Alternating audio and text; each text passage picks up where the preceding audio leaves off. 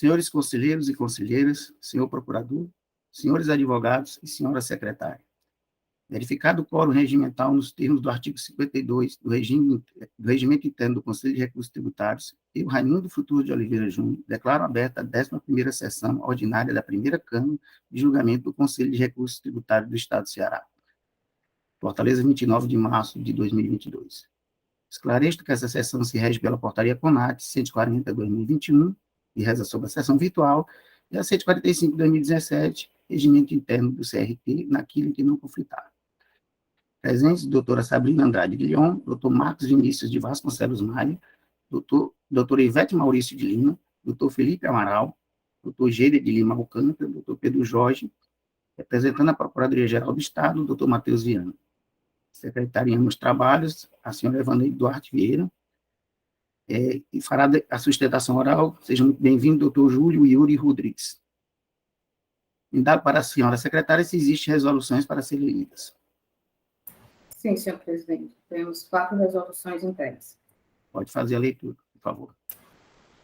Bom dia a todos. Foram entregues as resoluções referentes aos processos de número 3484/2019, auto de infração 2018-18141, 3485/2019, auto de infração 2018-18137, processo 3488/2019, auto de infração 2018-18130 e processo número 3493/2019, auto de infração 2018-18122.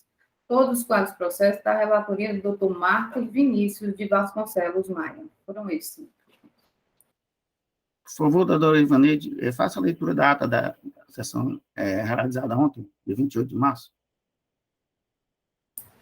Enviei para os senhores. Todos receberam? Vou passar a leitura. Ata da 11ª sessão, perdão. 10ª sessão. 10ª sessão. A ata da 10ª sessão ordinária virtual, realizada por videoconferência na primeira Câmara de Julgamento do Conselho de Recursos Tributários do Estado do Ceará, do ano 2022. Aos 28 dias do mês de março do ano 2022, às 8h30, verificado o Código Regimental, estabelecido no artigo 52 do Regulamento CRT-CE, amparado pela Portaria 140/2021, que regulamenta a realização de sessão de julgamento não presencial por meio de videoconferência, foi aberta a 10ª sessão ordinária virtual da primeira Câmara de Julgamento do Conselho de Recursos Tributários do Estado do Ceará, sob a presidência do Dr. Raimundo Frutuoso de Oliveira Júnior. Presentes à sessão, as conselheiras Ivete Maurício de Lima, Sabrina Andrade Guilhom e os conselheiros Geider de Lima Alcântara, Felipe Silveira Gurgel do Amaral, Marcos Vinícius de Vasconcelos Maia e Pedro Jorge Medeiros. Presente à sessão, Procurador do Estado, Dr. Matheus Viana Neto. Iniciada a sessão, o senhor presidente indagou aos conselheiros se esses receberam a ata da 9ª sessão e se haveria sugestões de correção. Não havendo sugestões, a ata foi aprovada pelos membros da Câmara. Em seguida, deu-se início ao julgamento. Ordem do dia. Processo de recurso número 3550/2019, auto de infração 2019-10683, recorrente TIM Celular S.A., recorrido célula de julgamento de primeira instância. Conselheira relatora Sabrina Andrade Guilhom. Decisão. Na forma regimental, os membros da primeira Câmara de Julgamento do Conselho de Recursos Tributários resolve por maioria de votos, com fundamentos no artigo 14, inciso 12 da Portaria 145/2017, combinado com o artigo 6º da Portaria 140/2021, decidir pelo sobrestamento para que o mesmo seja julgado após a apreciação da documentação constante do processo tramita 029-69-017-2022, encaminhado em 25 de março de 2022, acatando o argumento apresentado em sessão pela recorrente, da total relação existente entre a matéria em discussão e as novas informações apresentadas no processo tramita supracitado. ainda que em função do zelo ao princípio da ampla defesa e do contraditório, e apesar do prazo descrito no artigo 9º da Portaria 140/2021, bem como previsto no artigo 54 da Portaria 145/2017, foram votos 45/2017, foram votos contrários à decisão majoritária. A conselheira Sabrina Andrade Guilhom, relatora, e o conselheiro Marcos Vinícius de Vasconcelos Maia. O representante da douta Procuradoria-Geral do Estado manifestou entendimento favorável ao sobrestamento, para análise das questões necessárias ao desvio da questão. Presente a sessão para apresentação de sustentação oral do recurso, o advogado Dr. Túlio Gustavo Teixeira, que deixou consignado em sessão que apresentaria em tempo hábil planilha descritiva dos serviços descritos como DETRAF, ponto central dos argumentos apresentados, possibilitando dessa forma a análise pelos membros da Câmara, uma vez que, conforme esclareceu, o link fornecido no pedido de juntada constante do processo tramita 029-69-017-2022 não possibilita acesso aos dados. Segundo o processo da pauta, processo de recurso número 4379/2016, auto de infração 2016-23173, recorrente, Global Village Telecom S.A., recorrido célula de julgamento em primeira instância, conselheira relatora Sabrina Andrade Guilhom. Na forma regimental, o presidente da primeira Câmara de Julgamento, Dr. Raimundo Frutuoso de Oliveira Júnior, concedeu vista do processo ao doutor procurador do Estado, Dr. Matheus Viana Neto, nos termos do artigo 58, parágrafo 1º, da Portaria 145/2017, para realizar as verificações necessárias ao desvio da questão, ficando definido que o processo deverá ser brevemente colocado em nova pauta de julgamento a ser definida. Presente a sessão para apresentação da sustentação oral do recurso, a advogada doutora Larissa de Arola Pinheiro. Terceiro processo da pauta, processo de recurso número 3253/2013, auto de infração 2013-11059, recorrente à Aço Cearense Industrial Limitada, recorrido célula de julgamento em primeira instância. Conselheiro relator, Felipe Silveira Gurgel do Amaral. Decisão na forma regimental, presidente da primeira Câmara de Julgamento, Dr. Raimundo Frutuoso de Oliveira Júnior, com fundamento no artigo 14, inciso 12, e 54 da Portaria 145/2017, decidiu pelo sobrestamento em face da solicitação escrita formalizada pelo representante legal da recorrente, subestabelecido nos autos, Dr. Ivan Lima Verde Júnior, ficando definido em sessão que o processo retornará em posterior sessão de julgamento em nova pauta a ser definida. Só um instante. Obrigado. Quarto processo da pauta, senhor. Desculpa.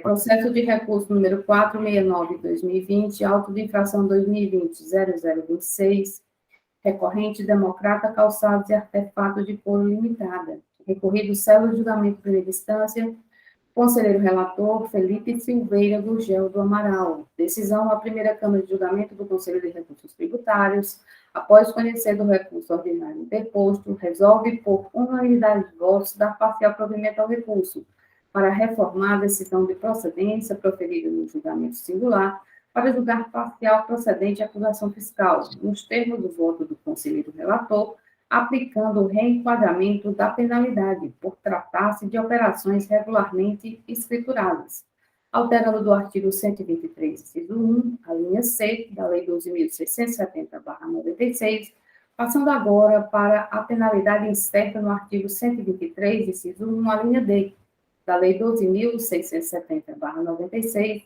redução da multa em 50%, contrariamente aos termos do parecer da Assessoria Processual Tributária. O doutor representante da Procuradoria-Geral do Estado manifestou em sessão entendimento pela parcial procedência do feito fiscal, contrário aos termos do parecer. É isso, senhores membros. Obrigado, senhora Zanetti. Após a leitura, indago se as consideram aprovadas. Presidente, eu levantei aqui a mão por engano, viu? Desculpa aí. Sem problemas. Aprovada, viu? Aprovada. Assim, considero aprovada a ata da 10ª sessão virtual ordinária da primeira Câmara de Julgamento do Conselho de Recursos Tributários do Estado do Ceará. Passemos agora para a pauta de hoje. O primeiro processo a ser analisado é o processo de recurso 4039, o AI é o 2019-12957, lavrado na empresa de CGF 06296-105, dígito 5, é a INVE do Brasil, recorrido, célula de julgamento de primeira instância, recorrente é a INVE do Brasil, como já dito. O conselheiro relator, doutor G. de Lima Alcântara, que já tem a palavra a partir desse momento. Bom dia, senhor presidente, bom dia, senhora secretária, doutor procurador, doutor Matheus, colegas conselheiros, advogado, doutor Júlio, seja muito bem-vindo. Senhor presidente, eu vou iniciar, antes de iniciar a leitura do relatório, só para fomentar, são 2 processos de minha relatoria e tem mais 2 processos também do mesmo contribuinte. Eu verifiquei que, apesar de ser o mesmo período da fiscalização e também de infração, eles têm objeto um pouco distintos, porque envolve alguns deixar de escriturar notas fiscais de entrada, estocar mercadoria sem documento fiscal, já o outro deixar de emitir documento fiscal. Então, tem uma certa correlação, mas eles são realmente de um objeto um pouco distintos. Então, pode ser que exista alguma peculiaridade que possibilite julgar em bloco. Eu analisei os processos e eu acho que é mais conservadora a nossa decisão no sentido de relatar os processos de forma separada, certo? Uma vez que tem um auto de infração 4º, que é um auto bem interessante de análise, e os outros 2 são menos interessantes, o 2º e o 3º, e o primeiro também é muito interessante. Então, eu acho que a leitura em separado, ela vai procurar a justiça fiscal de maneira mais assertiva. Perfeito, senhor presidente. Vou iniciar a leitura do relatório. A presente autuação foi lavrada em desfavor de INVE do Brasil Limitada, por deixar de emitir documento fiscal em operação tributada por substituição tributária, ou amparada por não incidência ou isenção incondicionada. O período da fiscalização foi de 1º de janeiro de 2014 a 31 de dezembro de 2015, sob o mandado de ação fiscal número 2019-04975, termo de início de fiscalização 2019-06141, o qual foi dado ciência pessoal a contribuinte, em nome do seu representante, em 4 de junho de 2019, sendo findada pelo termo de conclusão de fiscalização número 2019-09550, e período da infração de 1º de janeiro de 2014 a dezembro de 2015. A fiscalização apresenta planilha de cálculo anexa às informações complementares ao auto, as folhas 6, na qual traz a base de cálculo, ou seja, o valor de R$ 2.637.190,44, com multa a recolher de R$ 52.743,80, sendo o total do crédito tributário. A autoridade autuante alega que foram utilizadas as notas fiscais de entrada e saídas entregues pelo contribuinte, bem como os inventários de estoque do período fiscalizado, sendo assim feito o levantamento quantitativo do estoque, intimado o contribuinte do teor do levantamento, mesmo justificativas, para as quais foram geradas correções. E o procedimento adotado para a realização da auditoria encontra amparo no artigo 92 da Lei 12.670 de 96, alterado pela Lei 16.258 de 2017. Lavrado o presente auto em desfavor do contribuinte, pelos argumentos acima expostos, devido ao desrespeito ao que determinam os artigos 127 e 176-A do Decreto 24.569 de 97, com penalidade prevista no artigo 123, inciso 3º, letra B, item 2, da Lei 12.670 de 96, alterada pela 16.258 de 17. A autuada apresenta impugnação ao auto, dia 16 de setembro de 2019, as folhas 32 a 37, alegando: 1. Nulidade do auto de infração em vista da notificação expedida não acompanhar as planilhas de cálculos em que o agente fiscal se baseou para a lavratura, obstacularizando a ampla defesa. 2. Nulidade do auto de infração pela absoluta incompetência do agente fiscal, que subscreveu o mandado de ação fiscal, no caso, a coordenadora de monitoramento e fiscalização, a qual não possuía poderes para instauração fiscal, que ensejou a mesma incompetência do agente fiscal que lavrou o auto de infração, em face da contribuinte, conforme Instrução Normativa 49 de 2011. No julgamento número 130 de 2021, as folhas 39 a 44, a julgador de primeira instância rebate ponto a ponto os argumentos da defendente, concluindo que não prosperam as alegações trazidas, proferindo decisão pela procedência do auto de infração, declarando escorreita a autuação. A empresa autuada apresenta recurso ordinário, alegando, em síntese, o seguinte: da nulidade, por conta da incompetência do agente que subscreve o mandado de ação fiscal, da improcedência do auto de infração, o levantamento é dotado de vícios, na medida em que diversos itens tiveram a movimentação de estoque modificada no custo da ação fiscal, seja pela omissão do agente fiscal em analisar com cautela ou pela imperícia na elaboração do relatório com erros de digitação, e acabem por segregar dados de um mesmo item. Anexa às folhas 53 e 55 com uma demonstração das inconsistências no levantamento, da necessidade de prova pericial no presente processo e a retomada das inconsistências apontadas, na qual elabora quesitos, as folhas 55. A assessoria processual tributária, através de parecer de número 10 de 2022, rebate ponto a ponto as contra-argumentações da contribuinte e conclui pelo conhecimento do recurso ordinário, para negar-lhe provimento para que seja mantida a decisão condenatória proferida na instância de primeiro grau. É o breve relato, senhor presidente. Obrigado, doutor Geida. Doutor Matheus, com a palavra. Muito bem, doutor Geida. Relato objetivo, claro. Podemos passar para a votação já, senhor presidente?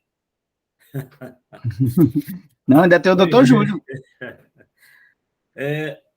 Bem, trata-se de levantamento quantitativo de estoque. Levantamento quantitativo de estoque na empresa comercial, acho que comercial, né?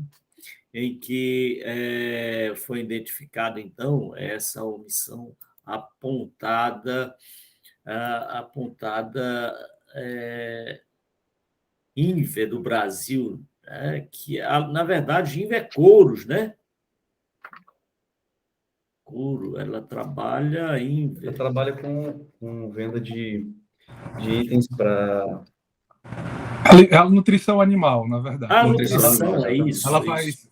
Ela é a subsidiária brasileira de uma empresa lá, salvo me engano, holandesa, né? Ela trabalha com esse tipo de produto, né? Principalmente a alimentação de camarão, peixe, que é bem focada aqui no Nordeste. Muito bem, doutor Júlio, que está aqui presente. Bom dia, doutor Matheus. Bom dia, pessoal. Não tive a oportunidade. Bom dia. Seja bem-vindo. Pois bem, então, no levantamento quantitativo de estoque, estamos adentrando no método, depois abordamos a questão das preliminares, mas no levantamento quantitativo de estoque se faz uma conta matemática, entrada e saída, estoque inicial e estoque final. Erro nesse levantamento que pode acontecer são notas fiscais que não foram consideradas, falta de juntada dos elementos que comprovem essas entradas e saídas de mercadorias, estoque, ou erro na indicação dos itens, quer dizer, o item pode se sobrepor, esse item é igual àquele, não é diferença de itens. Esses são os erros mais comuns que podem ser apontados. Então, nós não identificamos, pelo menos na análise preliminar, não identificamos nenhum desses erros. Tanto isso é verdade que me parece que a maior parte da argumentação do contribuinte se faz em relação a preliminares. E duas preliminares me parecem mais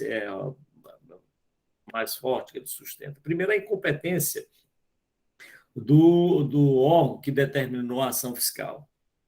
E até entendo essa dificuldade do contribuinte de identificar, porque a Fazenda, ao longo do tempo, foi passando por várias modificações. Então, há alguns órgãos que passaram a ter outras denominações e foram divididos. E com isso, e com essa divisão de órgãos, eventualmente se pode pensar, não, aquele órgão, aquele supervisor, o coordenador, não teria competência para determinar a ação fiscal. Ora, mas se um órgão, e aí, primeiro, uma questão lógica, se o órgão controla determinado setor, por exemplo, o setor de atacadista, o setor de combustíveis, é evidente que o coordenador desse órgão tem competência, até porque seria absurdo se a legislação assim não prevesse, tem competência para determinar a ação fiscal, a expedição do mandato de ação fiscal. É o caso aqui. Então, o órgão que determinou a ação fiscal, e conforme já até muito bem analisado pela consultoria, eles sim têm competência para determinar a ação fiscal. Então, me parece que essa questão preliminar deve ser afastada. Outra questão preliminar é que o contribuinte não teria recebido, por ocasião da intimação, as planilhas, os documentos e tal. Mas quando se vê lá na intimação, pelo menos é o que consta, ele relaciona todos os documentos que foram enviados para o contribuinte. Então, me parece que, nesse caso também, salvo a demonstração em contrário, não se sustenta esse argumento do contribuinte. Pois bem, diante desses elementos que a Procuradoria acaba de apontar, me parece que o caso, sim, é de procedência da acusação fiscal, tendo em vista que o contribuinte não conseguiu se desincumbir da obrigação de comprovar que o levantamento estaria com defeito. Portanto, a Procuradoria se manifesta, sim, senhor presidente, pela procedência da acusação fiscal. É isso. Obrigado, doutor Matheus. Doutor Júlio Yuri Rodrigues, com a palavra. Seja bem-vindo. Bom dia, pessoal. É um prazer novamente estar aqui perante a primeira turma do CONAT. Inicialmente, bom dia a todos. Sobre o auto de infração, certo? O contribuinte tem um histórico a ser contado, né, nessa ação fiscal. Inicialmente, o contribuinte, quando ele recebeu a notificação, o auto de infração veio com todos os seus elementos, né? Veio com os relatos da infração, veio a especificação dos anexos, mas o que o contribuinte se voltou na impugnação de primeira instância é que ele não recebeu o CD, certo? O CD no qual tinha as planilhas de levantamento que seriam necessárias para se analisar, né? Inclusive, na impugnação, existe um print lá do AR, e lá no AR tem a discriminação dos documentos que continham naquele envelope e não tinham CD-ROM. Certo? Somente após o julgamento da impugnação, somente após a apresentação da impugnação, o contribuinte conseguiu obter, junto ao CONAT, conseguiu a cópia do CD-ROM. Certo? Inclusive, a gente tem um pedido de cópia do processo protocolado em janeiro de 2020, né, que foi quando a gente conseguiu efetivamente acesso às informações. Né? Por isso que as informações sobre a inconsistência no levantamento fiscal só foram apresentadas em recurso. E por isso também que o contribuinte ele não reiterou o pedido de nulidade relativo à questão do CD-ROM, que foi feito na impugnação no recurso, exatamente porque ele entendeu que ali estava preclusa, a nulidade estava superada naquele momento, né, que no máximo que poderia se acontecer era ser devolvido o prazo de impugnação, que não era interessante para ele, porque o mérito é bem claro em relação à inexistência da omissão apontada, certo? Em relação à segunda nulidade, né, de fato, a fala do Dr. Matheus é bastante pertinente em relação à questão da evolução, né, da Cefaz como órgão de arrecadação, onde houve divisões, subdivisões dos órgãos, certo? O contribuinte analisou com bastante minúcia a questão da competência da Coordenadoria de Monitoramento para se deflagrar esse tipo de ação fiscal. Né? Um primeiro fato que precisa ser colocado é que essa segunda ação fiscal, né, aliás, essa ação fiscal que ensejou a lavratura dos autos de infração, na verdade é uma segunda ação fiscal. Antes foi instaurada uma ação fiscal, salvo me engano, eu tenho um número dela aqui, um segundo, 2018-09240, de 17 de agosto de 2018, foi instaurada a ação fiscal. Essa ação fiscal, ela se encerrou pela extrapolação do prazo de 180 dias e não houve conclusão. Posteriormente vencido, aí sim que foi deflagrada o mandado de ação fiscal 2019-04975, que é o que ensejou os autos de infração. Né? Esse mandado de ação fiscal, ele é de maio de 2019. E em maio de 2019, ainda o contribuinte não verificou nenhuma norma nenhuma norma. Posso até estar enganado, porque, como são normas administrativas, existe um complexo de normas que alguma lá possa conter. Mas uma análise bem aprofundada da legislação, a gente não encontrou que o coordenadora de monitoramento e fiscalização pudesse reabrir a ação fiscal vencida. Né? Isso, de acordo com a instrução normativa 49 de 2011, que é o que vigorava na época, né, da ação fiscal, caberia simplesmente ao coordenador da CATRI essa função de reabrir a ação fiscal, porque já havia um mandado de ação fiscal anterior, expirado pelo prazo de 180 dias, e estava se reabrindo uma nova fiscalização. Né? Isso está lá descrito no artigo 5º, parágrafo 5º da Instrução Normativa 49 de 2011 da Cefaz. Né? Posteriormente, certo? Isso aí é verificável na evolução normativa do regulamento. Posteriormente, por meio do decreto 33.214 de 2019, agora eu cito, de agosto de 2019, ou seja, 4 meses posterior à deflagração dessa ação fiscal, é que foi inserida o parágrafo 5A no artigo 821 do regulamento, que lá sim ele traz a previsão para a coordenadora de monitoramento reabrir a ação fiscal, certo? Então, é por isso que o contribuinte sustenta com tão veemência essa nulidade, porque na norma que estava em vigor na época, a Instrução Normativa 49 de 2011, ela traz uma distinção quanto ao que se tem na autuação, certo? Caberia a um conselheiro, a um coordenador da CATRI, né, esse tipo de ato. A coordenadora de monitoramento só poderia fazer esse tipo de ato a partir de agosto de 2019, porque, na verdade, nós estamos falando de atos administrativos. E ato administrativo, para sua prática, pressupõe competência, e competência pressupõe uma norma específica que possibilite ao agente público a praticar determinado ato. E pela análise contribuinte que realizou, essa competência somente havia em agosto de 2019, enquanto o mandado de ação fiscal ocorreu em maio de 2019. Né? Repita-se que a gente está falando de reabertura de ação fiscal. Né? Não se trata aqui de uma ação fiscal nova. Novamente, houve um mandado de ação fiscal anterior, referente ao mesmo período, que se inspirou pela extrapolação de prazo de 180 dias. Então, no caso, a gente está diante de uma reabertura de ação fiscal. Outro ponto que merece destaque em relação à nulidade em questão é que o julgador de primeira instância, ele traz um decreto sobre o organograma da Cefaz, certo? O organograma, tudo bem, existe a divisão de competências lá dentro, mas, como a gente está falando, novamente, de um ato administrativo, precisaria uma norma específica atribuindo a competência àquele agente, mesmo ele sendo coordenador ou não de órgão de fiscalização. Isso não se discute, mas o que está se discutindo aqui é o plano da formalidade absoluta.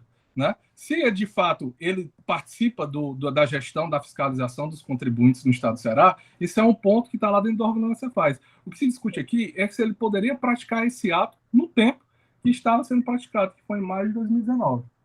Né? Passando da nulidade para o mérito, é necessário destacar, certo, que o que se aponta ao contribuinte, a conduta, um segundo, a deixar de emitir documento fiscal, ela está baseada em algumas informações inconsistentes, certo? O contribuinte ele fez uma análise, né, no prazo recursal, ele fez uma análise mais minuciosa após obter as informações junto ao CONAC, e verificou que tem itens com estoque, o estoque inicial diferente, tem itens que não foi incluído nota fiscal cancelada. Isso o contribuinte ele detalha numa planilha bem elucidativa no recurso.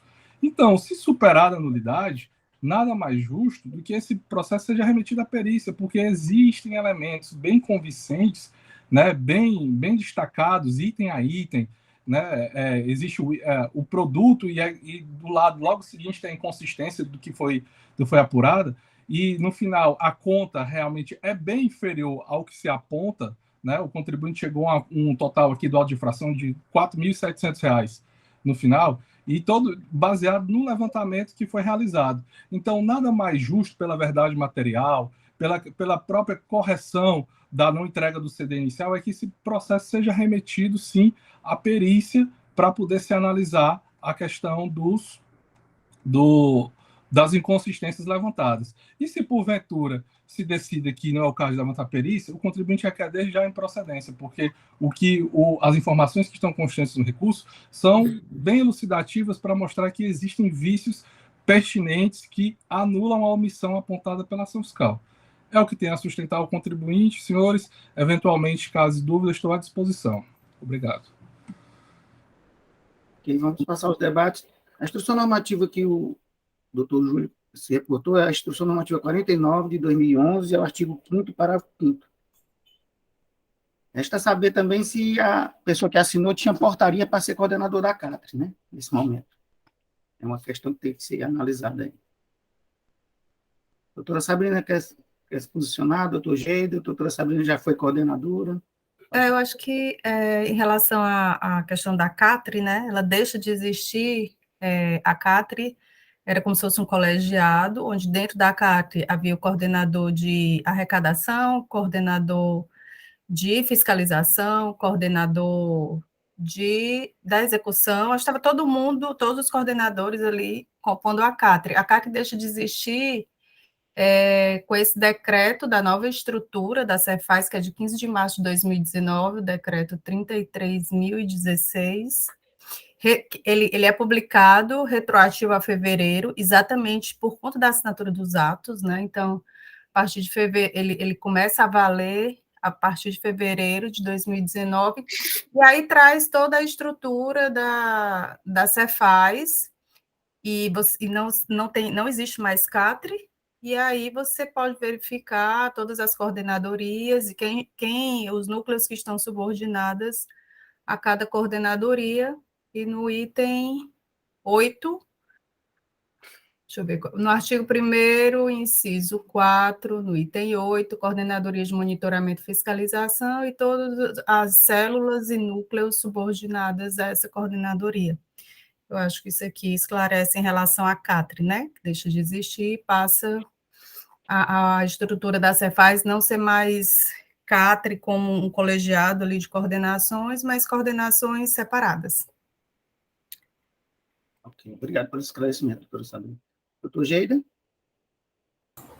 Pois bem, senhor presidente, né? Doutor Felipe? Geida, até a minha dúvida, talvez, você possa esclarecer, e o argumento sustentado, tanto na defesa como em tribuna, me parece muito interessante. Eu estava tentando aqui fazer esse cotejo legislativo, né, da evolução no tempo, porque, de fato, né, vale, para fins de competência e impedimento do agente fiscal, a norma vigente à época. E o dispositivo que ele coloca realmente é bem específico, né?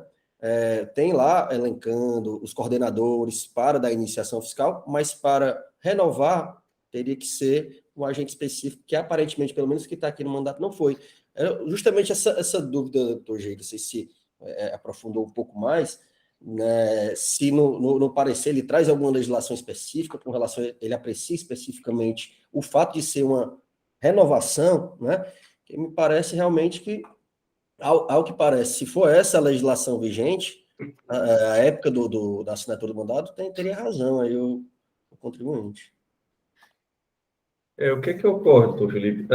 Olhando o parecer da assessoria, ele verifica realmente pelo decreto 33.016, de 15 de março de 2019, que revogou o mandado legal citado. Houve uma redenominação relativa à coordenação de administração tributária, a CAT, conforme a doutora Sabrina levantou, e traz a questão do princípio da continuidade do servidor público, e com base também no artigo 3º, parágrafo 2º, inciso 1º, letras A, C, da Instrução Normativa 49 de 2011, que foi levantada, abordada, inclusive, pelo presidente.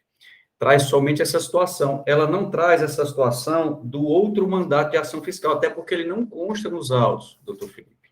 Esse outro mandato, esse inicial, ele não consta nos autos, ele não foi disponibilizado junto ao processo. Então, inclusive, o próprio julgador de primeira instância, ele passa despercebido, ele passa além dessas informações, dessa questão desse primeiro mandato de ação fiscal. certo? Ele não consta nos autos, repito.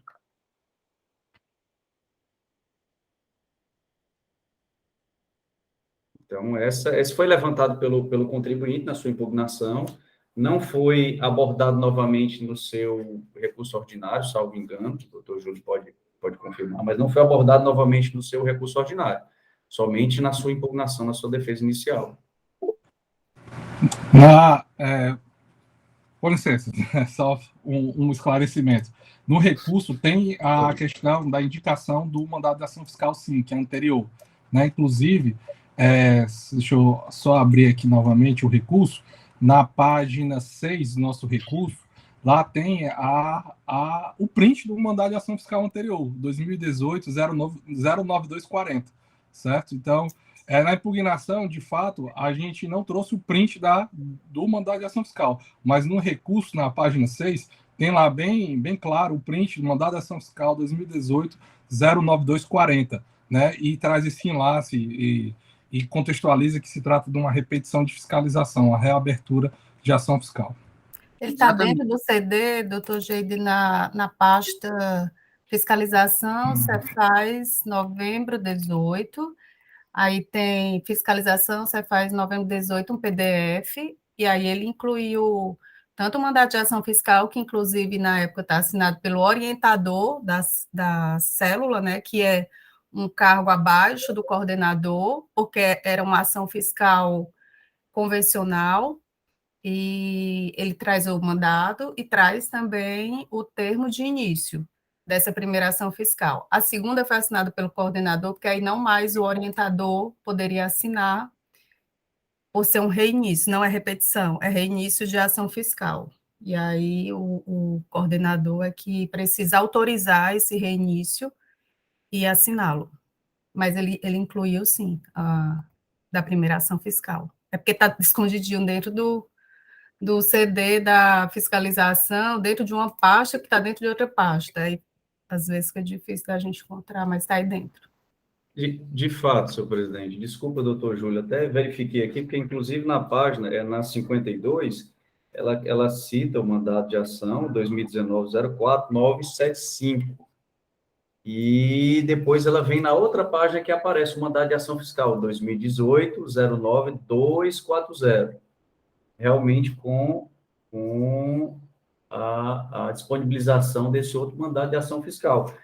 O julgador ele passa realmente despercebido nesse sentido, ele toca no assunto, mas diz que não está nos autos do mandado, o julgador de primeira instância. A parecerista já toca no assunto, não destaca a situação de ser um novo início de mandado, mas aborda somente a situação de renomeação dos cargos com base no decreto 33.026, tá? Essa abordagem de teria sim competência ou não a coordenadora de monitoramento e fiscalização, de fato, senhor presidente, não é abordado nem pela parecerista, nem pelo julgador de primeira instância, para um reinício de fiscalização com o novo mandato. O reinício ele está na IN 49, artigo 5º, parágrafo 5º. Vencido o prazo previsto no caput deste artigo, sem a devida conclusão, o ordenador da CATRE poderá emitir nova ação fiscal, reiniciando a sua contagem, podendo ser modificados os agentes fiscais e alterado o período, desde que não alcançado pela decadência, podendo ainda ser aproveitadas dessa nova ação fiscal todas as provas colhidas na ação fiscal anterior, não se constituindo ato de repetição ou de revisão. É porque a partir de fevereiro de 2019 não existe mais CATRE, né, dentro da Cefaz. E aí a instrução normativa fala CATRE de um período que existia CATRE. A partir da publicação do decreto já não existe mais CATRE dentro da estrutura organizacional da Cefaz. Perfeito. Em vista dessas atribuições e competências dos cargos originários, né, e acompanhar as renomeações dos cargos ocorridas no tempo, conforme foi identificado, é uma mera alteração de nomenclatura do organograma, né, junto à Cefaz. Em vista da necessidade de especializar as coordenadorias de administração tributária, foi o que eu preciso, fracionando-as em várias coordenadorias indicadas no regulamento, inclusive, do ICMS, baseado no princípio da continuidade do serviço público, senhor presidente. Eu não vejo nenhuma Nada que abone a atitude do coordenador. Ok. Doutor Felipe? Presidente, é só realmente dúvida, tá? Até pelo que a doutora Sabrina estava esclarecendo. Então, para eu entender, tem a portaria que coloca a questão da competência do coordenador da CATRE. Houve um outro decreto que não alterou, não regulou essa competência, mas sim alterou a nomenclatura, foi isso que aconteceu, e aí ficou a competência mesma, mas o nome diferente, é isso? É isso, o decreto foi publicado que começa a valer a partir de fevereiro, né, de 2019, não existe mais CATRE na Cefaz, não existe mais essa estrutura de CATRE. As coordenadorias, elas ficaram distribuídas, mas não mais dentro da CATRE, né, elas passaram a existir de forma desmembradas mesmo. Aí tem a COTRE, tem a CONF, e por aí vai, né? Lá no decreto você consegue visualizar todas, inclusive o nome dos núcleos, alguns mudaram também, mas inclusive era o mesmo coordenador que assinava, só que esse coordenador dentro da estrutura era dentro da CATRE, e aí a CATRE passou a não existir mais, né? Porque desmembrou. Só isso, assim, não tem mais, como se não tivesse mais aquele título, CATRE, né, em cima, e as coordenadorias continuaram com as mesmas estruturas, inclusive as células que faziam a composição da coordenação de fiscalização, que o coordenador de fiscalização assinava, os reinícios, são os mesmos também, né, quando é feita essa nova estrutura, tirando o CATRE, e as coordenadorias aparecendo de forma independente. Então, Sabrina, o decreto que você está se referindo, só para tirar uma dúvida, é o 33016, Mas ele foi revogado, eu estou olhando aqui, não sei se eu estou olhando. Deixa eu ver se esse número Ele foi revogado e foi substituído pelo 33091, foi? 33.016, de 15 de março de 2019. Altera a estrutura organizacional, dispõe sobre os cargos de provimento, comissão da Cefaz. E aí vem distribuindo, né, todos os núcleos e coordenadorias e órgãos de assessoramento da Cefaz. Se ele foi revogado, Ivete? Acho que não, deixa eu ver. Ele foi modificado várias vezes durante a gestão da doutora Sim, Fernanda. é verdade. Ela foi fazendo ajustes nas unidades.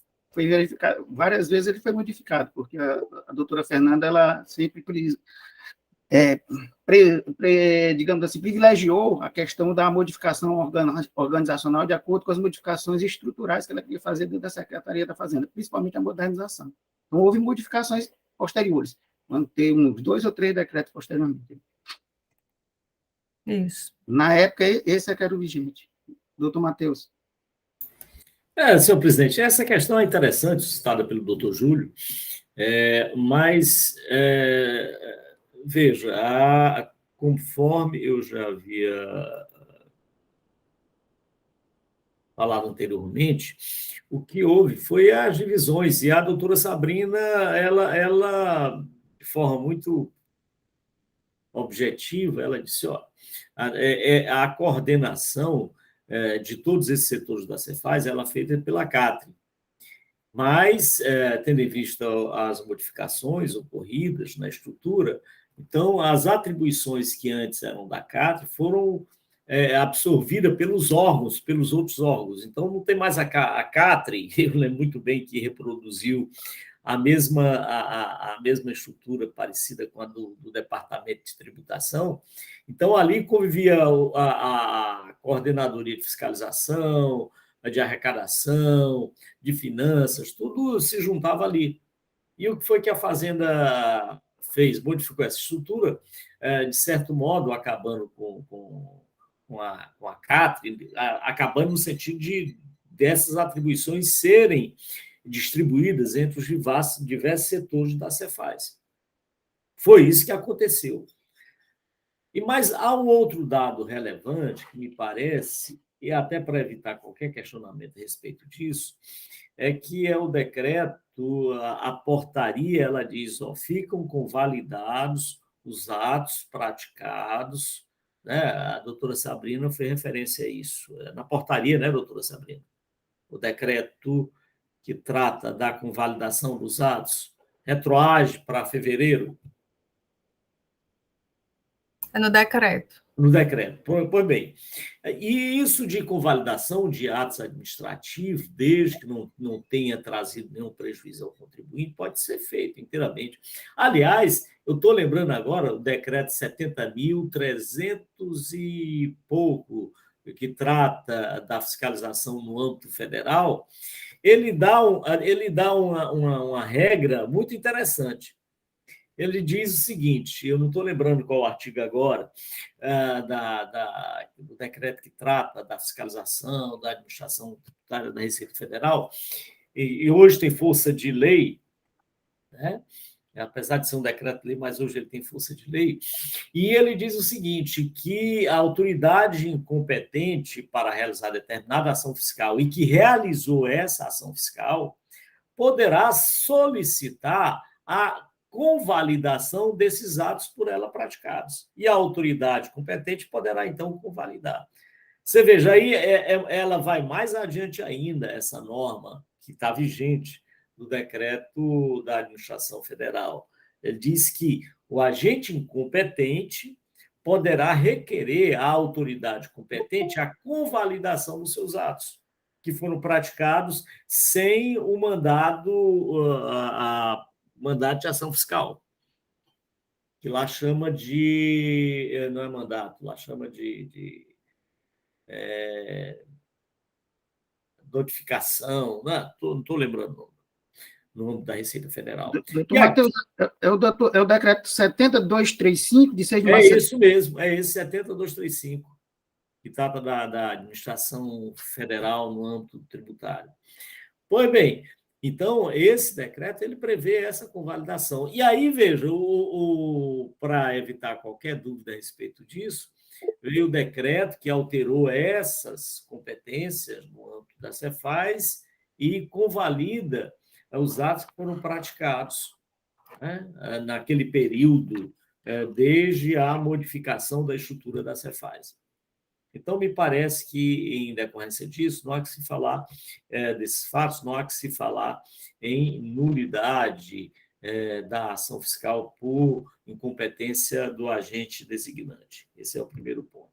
Agora, me parece que é um ponto relevante a questão que eu tive observando, que são os elementos apresentados pelo contribuinte, pela planilha, em que ele aponta que teria ocorrido erro no levantamento fiscal. Aí sim, aí me parece que é uma coisa que deve ser analisada e aí, se for o caso, determinar a realização de perícia. Mas quanto à nulidade, a Procuradoria reitera que não há que se falar em nulidade por incompetência do agente designante. É isso, senhor presidente. Obrigado, doutor Matheus. Doutor Júlio Yuri. Presidente, eu estou olhando aqui o decreto 30.016, que foi mencionado pela conselheira Sabrina. Eu localizei que o decreto ele entra com efeitos retroativos de 1º de fevereiro de 2019, mas não encontrei nenhum dispositivo, como citado pelo doutor Matheus, que diga que os atos praticados pelos agentes públicos realocados, né, no novo organograma, estariam convalidados. Né? Eu não encontro esse teor dentro do decreto 30.016. Assim, existe uma situação bem peculiar, certo? Existe uma questão que precisa ser analisada acima de qualquer coisa, porque é uma matéria constitucional, se chama segurança jurídica. Né? Quando você tem uma modificação de organograma, o que se espera da administração pública é que ela venha acompanhada da mudança de toda a legislação que se reporte a seus atos. Né?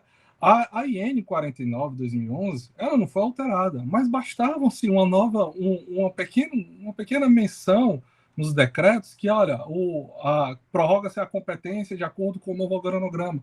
Mas isso não está aqui dentro. Né? E como eu novamente repiso, nós estamos diante de um ato administrativo, isso é direito administrativo. E ato administrativo requer competência, e competência requer norma específica. Eu não tenho como presumir competência. Porque o órgão, a cátria, ela foi desfeita, foi desmembrada. Tudo bem, o órgão deixou de existir. Então, se a competência pertencia àquele órgão e aquele órgão deixou de existir, a competência ela não se prorroga automaticamente para os antigos componentes daquele colegiado. Né? Então, o que se observa, na verdade, é que houve um hiato normativo, sim. Né? Esse hiato normativo ele só foi corrigido em agosto de 2019, né? Com a modificação do regulamento, que lá sim traz o parágrafo 5A, né, no artigo 821. E nesse ato não existe norma convalidando. E até se o fizesse, é uma norma ilegal, mas aqui não é um ponto que se precisa ser tocado, porque o CONAT ele não analisa esse tipo de argumento. Mas aqui o que se está diante é de um ato praticado por nítido agente, sim, incompetente. Incompetente do ponto de vista funcional, já que não existe norma que amparava ele praticar o ato. O decreto 30.016, ele entra com efeitos retroativos, porém, todavia, entretanto, não existe menção à convalidação. Então, senhores, o contribuinte sustenta a nulidade, não existia norma que amparasse o coordenador de monitoramento naquele momento, em 15 de maio de 2019, a praticar, a reabrir, repetir a ação fiscal, o termo que me fala aqui a memória, mas o que está adiante é que não tem norma. Se não tem norma, não tem competência. Então, é o que a gente tem a citar. No mérito, novamente, existem elementos bem convincentes que, se forem analisados com cautela, que acho que o setor de perícia é o mais adequado, né? A gente tem assistente pericial, que é a contabilidade da empresa, tá? O script do pedido de perícia está bem idealizado, foi dado requisitos, assistente pericial, a gente tem toda a documentação comprobatória, né, tá, de forma resumida no recurso, mas pode ser plenamente conduzido pela perícia de uma forma ágil e eficaz e privilegiando o princípio da verdade material, como sempre.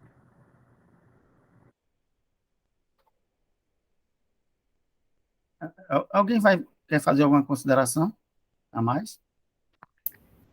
Eu acho que esse decreto ele está bem claro quando ele coloca que entra em vigor na data da sua publicação com efeitos retroativos a 1º de fevereiro de 2019, revogam-se as disposições em contrário, em especial o decreto 32.410, que é o que falava da estrutura da Cefaz antes desse.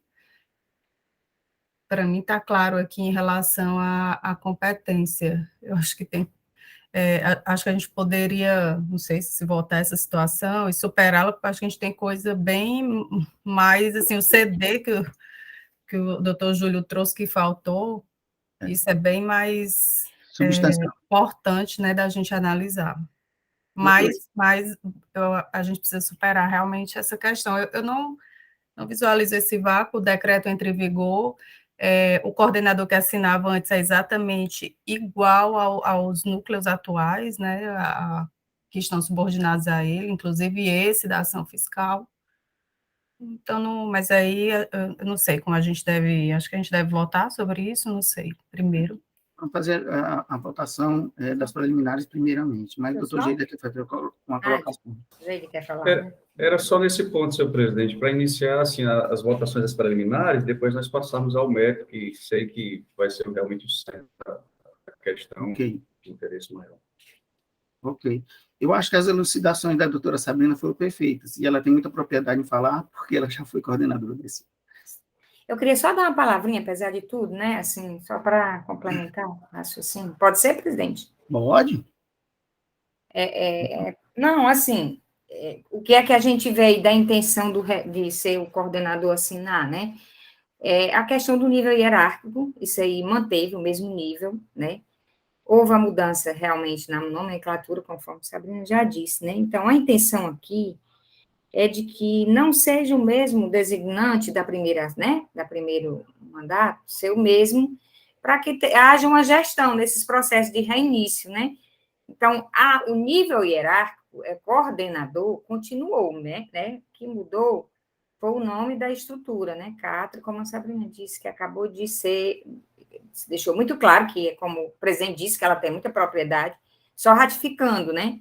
Que o nome CATRI, o que é que está em questão? O nome CATRI, né? CATRI deixou de existir a partir dessa mudança na estrutura. Mas o que foi que substituiu a CAPRI? Foi a nova estrutura, que é o mesmo nível hierárquico. Então, assim, realmente, apesar de todos os argumentos aí da defesa, né, a questão da competência, de ato administrativo, ser bem interessante, mas eu vejo que não há por que declarar uma nulidade, né, de um ato que tem um designante que fazia parte da estrutura naquele, só apenas mudou a nomenclatura do órgão. Só isso, presidente. Obrigado. Vamos passar logo a votação das preliminares. Posteriormente, a gente vai para o mérito, ou o doutor Geida se sente confortável em ir logo para o mérito, doutor Geida? Senhor presidente, eu acho que seria prudente nós voltarmos às questões de nulidade, mas se acharem por bem, podemos... Eu também acho prudente. A gente falar logo sobre a nulidade. Eu acho que aí depois o debate sobre o mérito seria mais... Inclusive, vai subsidiar os outros julgamentos, né? Perfeito. Né? Como o senhor vota em relação à nulidade levantada pelo advogado doutor Julio? Com relação, senhor presidente, à nulidade levantada inerente à incompetência da coordenação, da coordenadora de monitoramento que assina o mandado de ação fiscal, o novo mandado de ação fiscal, eu entendo, senhor presidente, por afastá-lo, pelo que já foi exposto, realmente da especialização das coordenadorias que foi feita, né, através do decreto 33026 de 2019, como também pelo princípio da continuidade do serviço público, afastar essa nulidade, senhor presidente. Obrigado, doutor. Doutor Pedro Jorge. Presidente, com o relator. Doutora Sabrina. Com o relator. Doutor Marcos. Com o relator, não vislumbro nulidade nesse ponto, senhor presidente. Doutora Ivete. Com o relator, só observando, o decreto, né, 33016, né, para a gente, que mudou a estrutura, para ficar só claro, porque hoje ele acho que... É o 16. O Geide fica repetiu já, 026, só para... 16 de 2019, perfeito. Assim. Doutor Felipe. Me acompanho, presidente, me senti contemplado com os esclarecimentos. Pronto, agora vamos passar para a questão do mérito. Eu passar a palavra ao doutor Geida, que se debruçou sobre o processo, pode trazer alguns elementos para serem debatidos a partir de agora. Senhor presidente, com relação ao mérito, a contribuinte traz no seu recurso, no seu pedido de improcedência da autuação, um levantamento, né, em vista das inconsistências apontadas, as folhas 53 a 55 do recurso. Apresenta uma planilha com a movimentação no estoque do contribuinte, e ela... Só um minutinho, vou só abrir aqui. E que foi desconfigurada no curso da ação fiscal. Traz uns apontamentos também, destacando as principais inconsistências dos dois exercícios, de 2014 e 2015, nessas mesmas páginas, certo? Traz os itens, os produtos Sanolife MIC, Sanolife Pro, Cisto Artemia, traz diversos itens, enumerados aqui, são vários, das duas competências, os dois exercícios, e diz que cada item consta na tabela acima, colocando depois, em seguida, descrevendo as inconsistências que foram levantadas. Eu vou só ler algumas para que tenha conhecimento e a gente tenha uma certa noção. O produto 545, cisto de artemia, produto com saldo inicial diferente, 775 quilos, do que foi informado no SPED fiscal. Realizando os ajustes, não há omissão. Produto 435, PL mais 150 Ultra. Segundo foi atualizado, primeiro, na nota fiscal 5787, referente à correção nota fiscal 5784. Segundo, foi atualizado os valores das entradas e saídas, pois houve alteração do código do produto a partir de setembro de 2014. Realizamos ajustes, não há omissões. Ou seja, foi alterado a nomenclatura do produto nesse sentido. Então, por isso, deve ter sido levantada essa inconsistência. Produto 698, Sanospac, 5/8.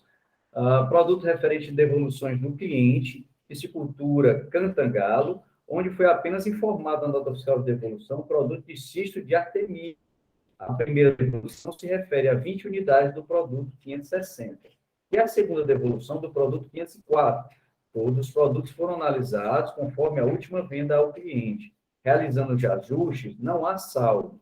Valor das entradas para o produto diferente do que foi informado na planilha quantitativa.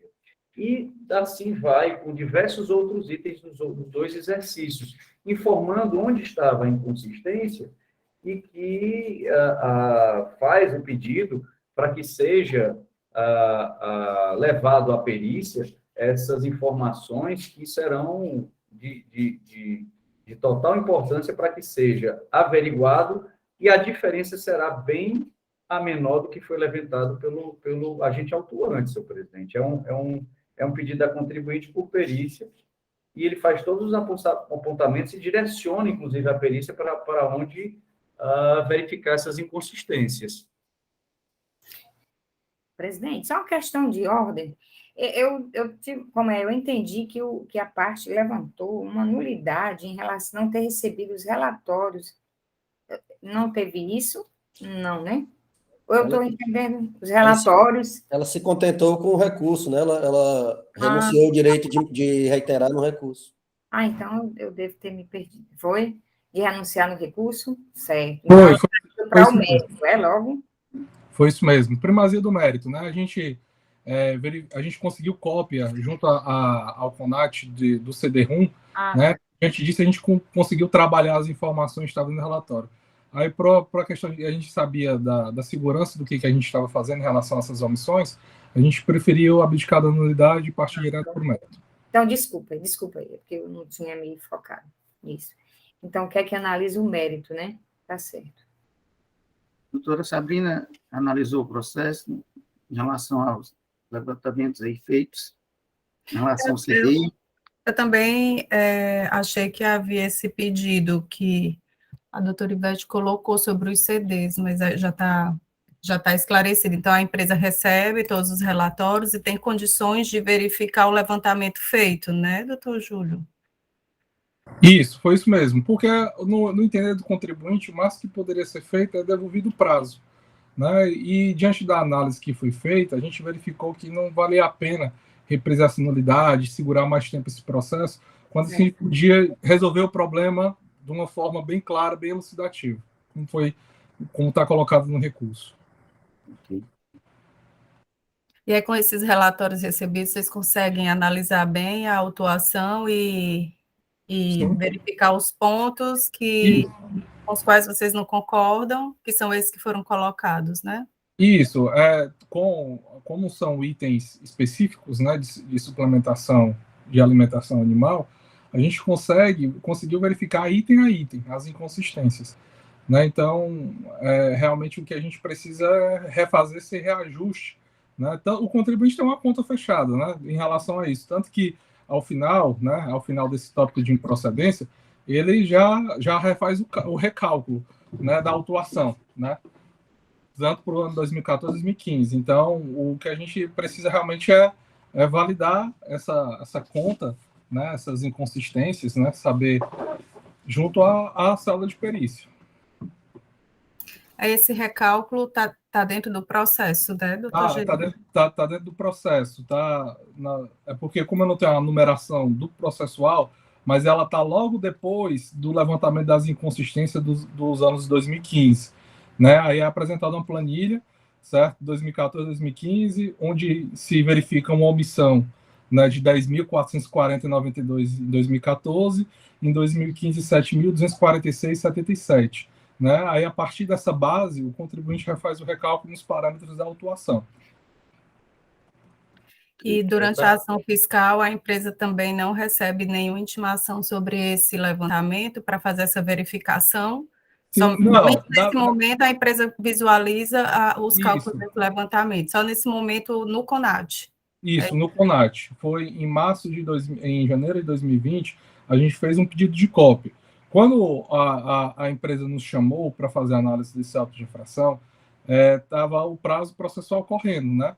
E o que foi nos passado, né?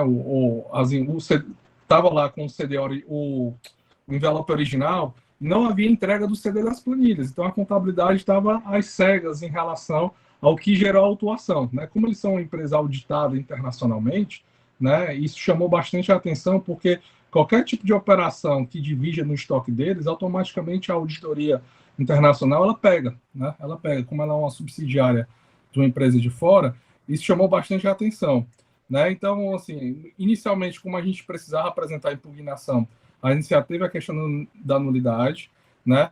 Posteriormente, apresentada a impugnação, a gente foi diligenciar junto à Cefaz ao órgão de fiscalização. O órgão de fiscalização não tinha mais o material, porque como já havia sido apresentado impugnação, esse material já estava em poder do CONAT, né? E no CONAT a gente fez um pedido de cópia, né? Em janeiro de 2020, aí sim que a gente conseguiu ter acesso, e aí sim que a contabilidade tomou ciência sobre o que estava dentro o que tinha gerado, né? E possibilitou essa análise minuciosa por parte do contribuinte. Só uma pergunta, esses quesitos estão postos aí no CD, doutora Sabrina? Esses quesitos que a empresa... Os quesitos, senhor presidente, eles constam nas inconsistências feitas do detalhamento nas folhas do recurso. E traz também a planilha abaixo com um resumo. Eu não sei, até esclarecendo, doutor Júlio, se consta, se foi entregue a planilha com todo esse cálculo pelo contribuinte para que se chegasse ao total reduzido das omissões de 2014 e 2015. Foi levantado esse planilhamento ou foi utilizado somente... porque eu vejo que consta aqui algumas informações da justificativa da INVI. Consta aqui no CD. Não sei se é esse mesmo arquivo. Desculpa, na verdade, cortou, mas deixa eu ver se eu entendi. É porque na fiscalização tem essa justificativa, é isso?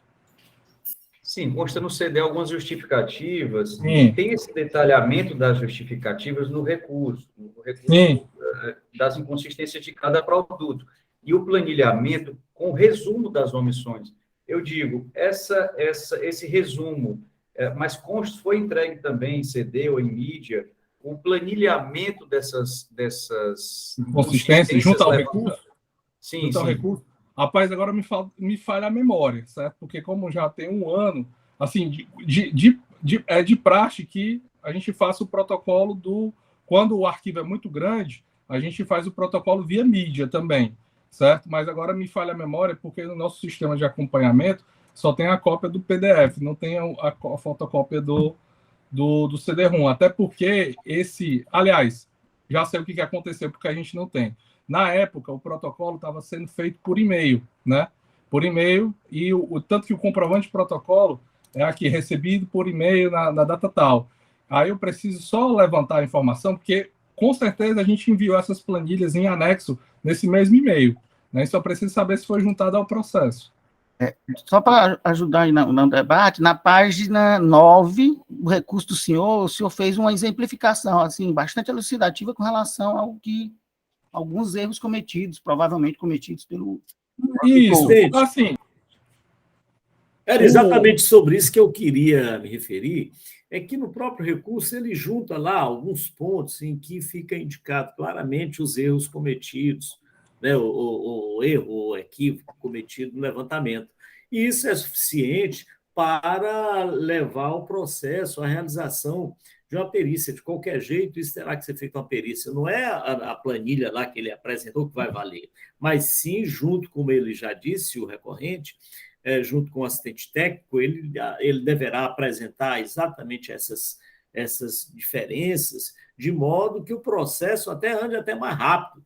Ele diz, está tudo pronto já, a gente vai lá, apresenta com o assistente técnico, apresenta junto à perícia, e isso se desenvolve. Então, os elementos que estão aí, me parece que não precisa de mais discussões a respeito desse assunto, porque está claro, no recurso está muito claro esses elementos que foram que há equívoco por parte do levantamento. Então, a Procuradoria entende que o caso, sim, é realização de perícia com assistente técnico que deverá, então, juntar todos esses elementos, que aí é mera amostra do que pode ter ocorrido. Então, o assistente técnico é que vai demonstrar tudo isso lá junto com a planilha.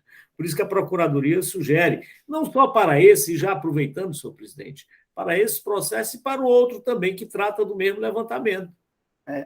o que a gente tem que ver, doutor Matheus, por isso que eu pedi para os processos serem analisados separadamente, é que no último auto de infração, a gente vai ter que analisar uma questão pontual, se existe algo concreto para a perícia, entendeu? Não, eu sei, mas eu digo em relação a esse mesmo levantamento que se refere a 2014, o levantamento, omissão de saídas, não é isso, doutor Geider? São 2 omissões de saídas. Não, são... O outro auto de infração de minha relatoria, ele já vai na situação de emitir informações e arquivos eletrônicos. Não é esse, não, mas tem outra omissão de saída. Outra opção. É um de saída e um de entrada. É um de saída decorre disso, do mesmo levantamento. É isso que eu quero dizer. Esse é, nesse caso, que poderia ser aplicado, o mesmo entendimento aqui nesse processo, poderia ser aplicado para esse segundo. Exatamente. Por isso que o relato, eu acho que é o doutor Pedro Jorge que vai relatar, aí ele já tem que ficar atento aí com relação ao que o doutor Matheus está levantando, certo? Se vai também haver necessidade de perícia. É um auto bastante interessante também, esse auto que vai ser analisado pelo doutor Pedro Jorge. Doutor Felipe, doutora Sabrina, depois... Doutor Jeito, se eu tinha levantado o braço? Sim, senhor presidente. É só para adiantar, como são 4 autos do mesmo contribuinte, realmente eu tentei verificar as inconsistências levantadas pela recorrente, mas são realmente muito técnicas, apontam notas específicas, então é algo muito técnico. Me estranhou quando eu verifiquei que a empresa é uma multinacional e, de fato, tem um certo conhecimento dessa parte de psicultura, e me estranhou realmente essas falhas que, ao meu ver, seriam falhas primárias, né, de contabilidade. E o compliance da empresa, com certeza, não permitiria, até porque a empresa que é auditada, com certeza, internacionalmente. Então, eu acho que deveríamos voltar à questão de perícia, já de pronto, exatamente para aproveitá-la no sentido dos demais autos, caso, nesse caso, venha a ter correlação. O segundo auto já aponta também as mesmas incorreções da auditoria, senhor presidente. Era só esse ponto para adiantar. Pronto. Então, vamos lá. Doutor Felipe tinha levantado antes o braço. Senhor presidente, muito rápido. Sabrina, Ivete, doutora Ivete e doutor Pedro.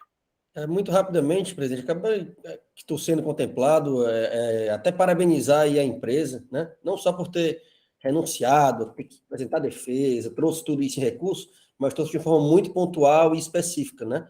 A gente costuma pegar aqui pedidos genéricos ou só amostragem, ela realmente foi bem precisa no que o perito vai ter que analisar para sanar as inconsistências. Então, também, já aderindo aí à questão de diligência para perícia. Ok. Doutora Sabrina? Só uma dúvida que eu fiquei aqui. Na informação complementar do autuante, na página 8 desse auto de infração, ele diz assim, que até então, depois de ler todo o trabalho, eu não encontrei nenhum termo de intimação aqui, né, sobre o levantamento. Mas, e a empresa também disse que não recebeu, e que não recebeu o CD, que agora, na impugnação, é que teve acesso. Aí, na informação complementar, ele fala de uma resposta do contribuinte que foram geradas correções no levantamento, resultando na infração objeto deste auto. Aí ele coloca, complementando o trabalho de auditoria, fizemos a parte dessa informação, a análise com considerações relativas ao levantamento, cujo arquivo anexamos ao presente trabalho com a denominação informação sobre o levantamento de estoque dos anos 2014 e 2015. Onde esclarecemos nossas conclusões sobre as justificativas apresentadas pelo contribuinte. Eu queria saber do doutor Júlio se houve esse momento, né, porque ele coloca aqui como se a empresa tivesse se manifestado já acerca do levantamento.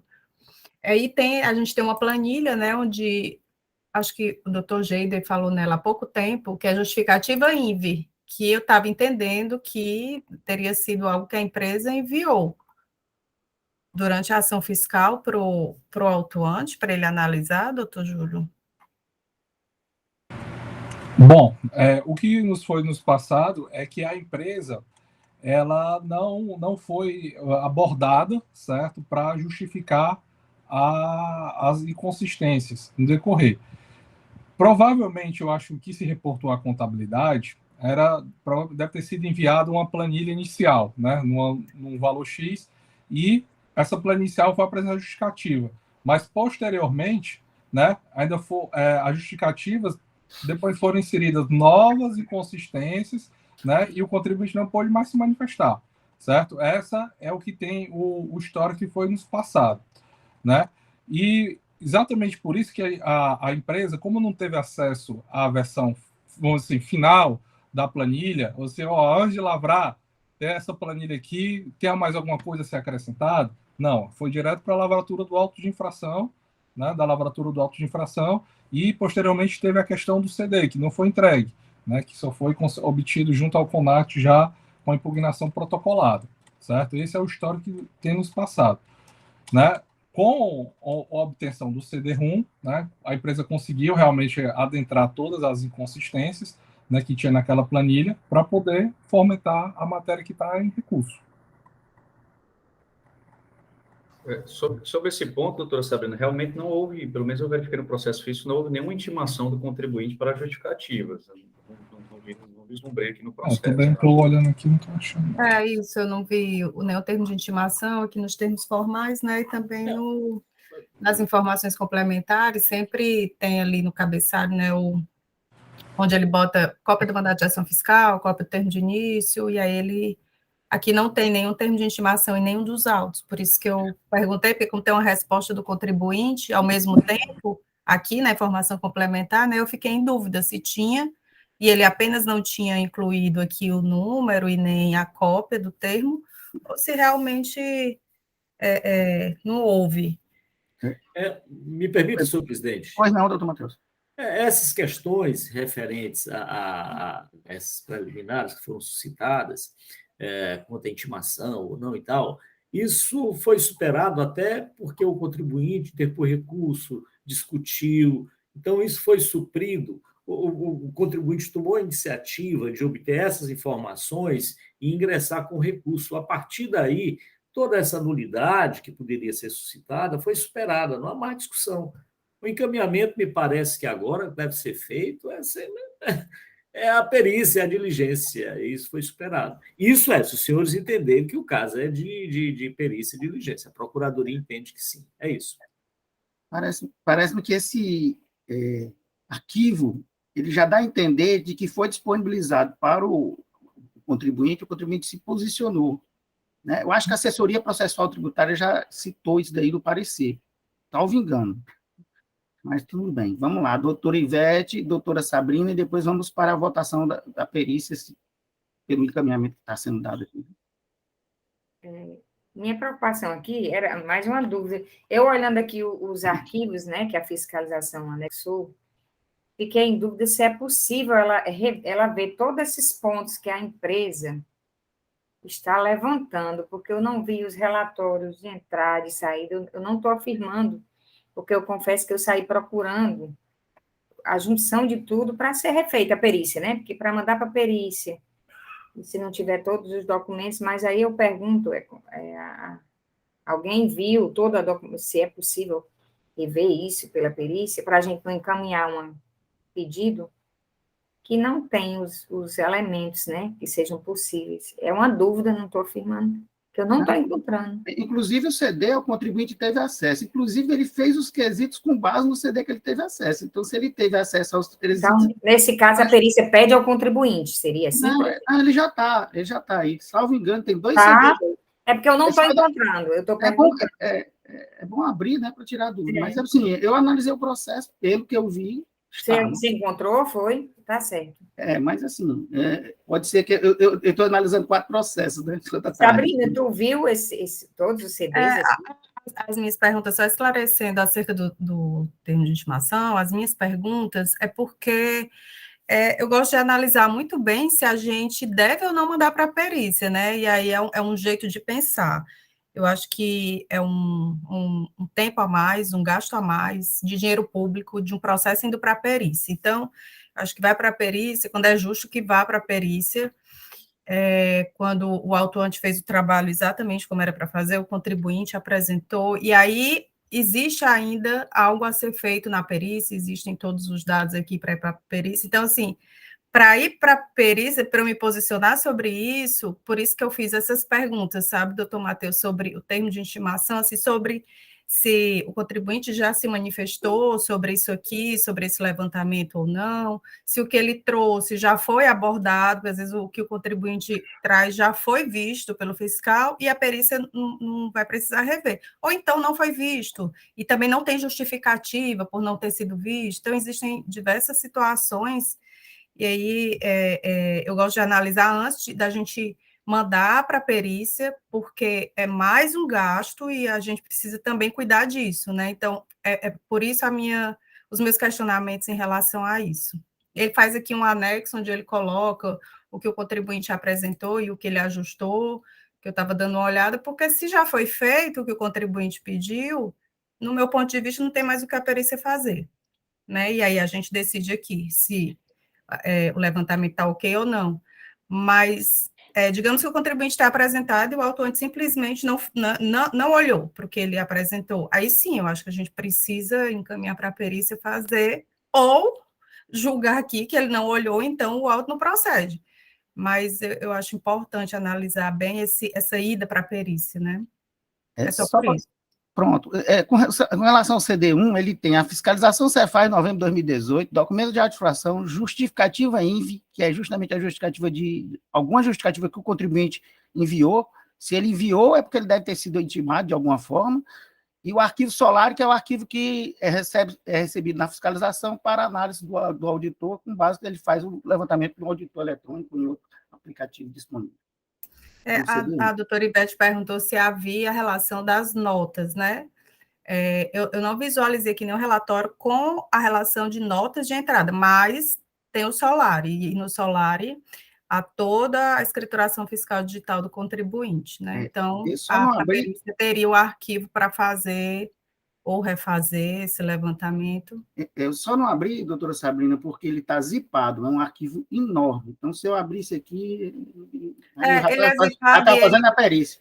E ele também é em TXT, então assim, não cabe a gente abrir aqui, ele, para ser trabalhado, ele precisa ser importado, né, para o Access ou para um auditor eletrônico. Mas o fato é que o Solar é para ser o arquivo original que o contribuinte transmite, para ser igual, né? Para ser igual. Então, doutor Felipe, depois vamos para...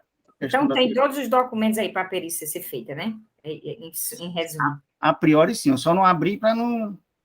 Eu também não consegui. Então, assim, mas pela análise, pelo meu conhecimento de fiscalização, o arquivo Solar zipado é o arquivo que ele recebe durante a fiscalização. Minha dúvida, assim, o arquivo Solar que vocês falam é a relação de todas as notas que o contribuinte formou, né? Na FD, né? O arquivo Solar, ele vem todas as informações da escrituração fiscal do contribuinte. Então, ele vem todas as notas fiscais eletrônicas, entradas, saídas, todas as notas fiscais eletrônicas, né? A escrituração fiscal digital do contribuinte, todos os registros que ele fez na FD e de conhecimento de transporte, tudo em formato TXT. Mas para fazer o levantamento, na hora que vai fazer o levantamento, não importa essas informações? Isso, importa desses arquivos. Aí, esse levantamento, desculpe a minha ignorância, que eu não tenho tanta experiência de levantamento, assim, na hora de fazer. Eu entendo que pega o arquivo Solar, todas as informações, importa para aquele auditor eletrônico, aquele, né, aplicativo, para fazer o levantamento de estoque. Mas eu estou sentindo falta, assim... Produto tal, tem uma omissão de saída, teve tanto de entrada, quais foram as notas de entrada, e essa importação não está. Então, a perícia teria que fazer tudo isso? A minha dúvida é isso, é? Não, deixa eu explicar para a senhora. Ok. É o seguinte, quando você inicia uma ação fiscal, o termo de início hoje, ele se presta para pedir algumas informações suplementares ou complementares. O arquivo já está dentro da Secretaria da Fazenda. Esse é o arquivo Solar. Então, você incorpora esse arquivo em vários programas. Você pode utilizar o IDEA, o análise fiscal, o auditor fiscal. Esses arquivos são os arquivos que o contribuinte já tem. Esses arquivos são iguais. Inclusive, o rush de entrega é o mesmo. O fiscal tem que chegar, se esse rush de entrega criptografado é o mesmo que foi entregue pelo contribuinte antes do início da ação fiscal. A partir disso, ele passa a trabalhar. Então, esses arquivos já são os mesmos arquivos que o contribuinte tinha originariamente. O que a perícia vai fazer é incorporar esses arquivos na ferramenta que o auditor utilizou, ou em outra, que entenda conveniente, e responder os quesitos que foram levantados pelo contribuinte. muito bem levantados, por sinal. Doutor Felipe. Então, presidente, só para concluir, o que você explicou era o que eu estava entendendo, certo? Assim, eu pensei que eu tivesse equivocado. O que eu estou sentindo falta é do levantamento completo, com as informações importadas, entradas, saídas. Essa é a falta.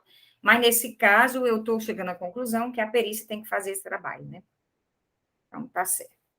Na verdade, todo esse arquivo que foi entregue, ele vai subsidiar não só esse auto de infração, as notas não escrituradas, ele vai pegar as notas fiscais que ele tem de circularização, vai contemplar com as notas fiscais desse arquivo salário, para saber se foi ou não escriturado.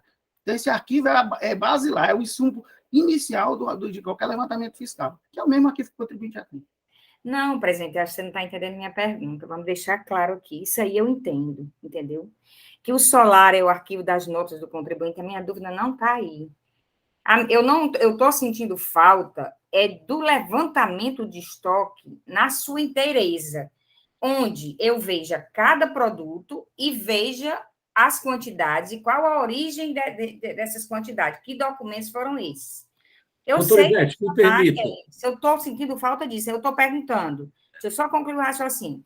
Da forma como está aí, a perícia tem condição de ver os pontos levantados pela empresa? Só isso. Doutor Me Ivete. permita, doutor Ivete, me permite, senhor presidente. Pois não, doutor Matheus. É que quando o contribuinte questionou o levantamento, ele fez exatamente por conta desses elementos que estão nos autos. Exatamente. Se não tivesse esses elementos, como é que o contribuinte iria apresentar a planilha questionando cada um daqueles itens? É óbvio que está nos autos, não tem mais discussão, é mandar para uma diligência. Me parece que aqui estamos discutindo. Está errado o ponto que eu levantei. Não anda o negócio, porque não anda o processo. Se o próprio contribuinte já diz, está aqui, o levantamento está errado, é esses itens aqui que estão corretos. Não tem mais questionamento, é mandar para a diligência. Inclusive, isso, ele fez o detalhamento tão completo que ele está dizendo quanto é que ele deve. Ele está dizendo que está devendo R$417. Para fazer um levantamento desse, ele fez ele teve acesso. Tá certo. Então, pronto. Desculpa aí o ponto que eu levantei. Mas vamos lá. Doutor Geida, como vota em relação à perícia? Presidente? Senhor presidente. Doutor Felipe, desculpe.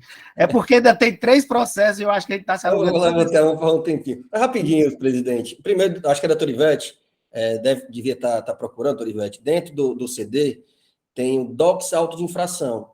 Lá ele tem levantamento quantitativo de estoque 2014, aí tem quantidade de entrada, estoque inicial, não sei se é esse a apuração final que a senhora estava questionando, mas tem lá de 2014, 2015.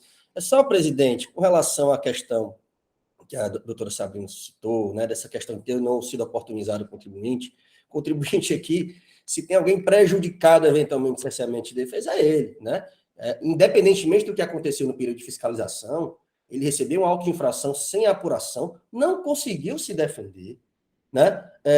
Teve um julgamento, ou seja, quase que a revelia, e está aqui, renunciando a uma instância recursal, renunciando à defesa que ele não pôde apresentar, e está apresentando em recurso. De uma forma muito pontual, tal. Então, assim, o fato dele ter ou não criticado o início da fiscalização não retira o direito dele de fazer no processo administrativo, e pelo contrário, ele aqui de forma muito nobre. Ele está em busca da verdade material, ele podia não ter falado nada, dizer o auto de infração é nulo, né? Não vamos aqui discutir mérito. Então, até por lealdade, por essa questão da contribuição, parte, julgador, né? E pelo fato dele ter sido muito preciso, como poucas vezes se vê, também não tenho dúvida da questão da perícia e confortável com relação a essa questão dele ter feito somente em recurso por esses fatos peculiares, né? Eu ressalto que realmente, pelas minhas sessões aqui, eu nunca tinha visto um pedido de perícia tão bem feito, mas, doutora Sabrina, eu concordo completamente com o doutor Felipe, e a minha análise aqui é se precisa ir para a perícia. Se o contribuinte precisa passar por essa perícia, a gente não já resolve aqui esse auto, entendeu, doutor Felipe? Não é se ele tem direito, não. É óbvio que ele tem, se ele não foi oportunizado antes, é óbvio que ele tem. A minha análise aqui é para saber se o Estado ainda precisa gastar com essa perícia, a gente já consegue ver aqui que esse auto não procede, entende? Então, é essa a análise que eu estou aqui tentando fazer para eu poder votar a favor ou não da perícia, porque se eu votar contra a perícia, é porque eu já acho que aqui o trabalho não está bem feito ou correto, e ele nem precisaria ir para uma perícia, entende? Mesmo ele tendo trazido dessa forma, eu acho que a gente tem que analisar sempre de forma muito imparcial, ainda que o contribuinte esteja se disponibilizando e trazendo, e dizer, não analisei, ainda assim, eu acho que é nosso papel fazer essa análise completamente imparcial. Então, se for o caso de um trabalho que nem precisa de perícia para constatar o que a gente já esteja vendo, então nem perícia.